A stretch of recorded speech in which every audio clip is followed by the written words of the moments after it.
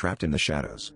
Sometimes, when I close my eyes, I still see the way the sun slipped behind the trees behind my childhood home, painting the forest in golden light.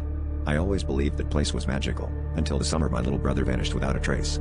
If you stick with me, I'll tell you what I found hidden deep between those trees, something that even now makes my skin crawl. That summer, my parents were always tired, so my brother and I spent hours exploring the woods.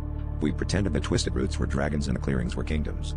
But there was one spot we never played in, a ring of ancient stones, smothered by moss and half lost to the earth. My brother called it the fairy circle, and I always felt uneasy when we got too close. It was on a night he disappeared that I first saw the shadows flickering between the stones, just as dusk fell and the world went quiet. No one believed me when I told them about the shadows. The police said he'd wandered off, and the search parties trampled the undergrowth for days. But I knew better. Each night after that, I would sneak out to the stone circle, desperate for any sign of my brother. That's when I noticed them, pale shapes flickering in the gloom, the outlines of children, their faces hidden but their eyes fixed on me.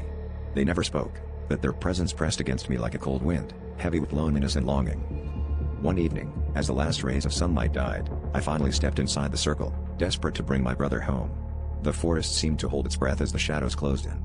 I saw him among them, his hand outstretched, eyes wide with silent pleading. But when I reached for him, icy fingers wrapped around my wrist, and dozens of missing children's faces turned toward me.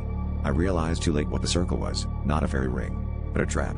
Now, when dusk falls, you can see another shadow join the others, forever waiting in the circle of stones.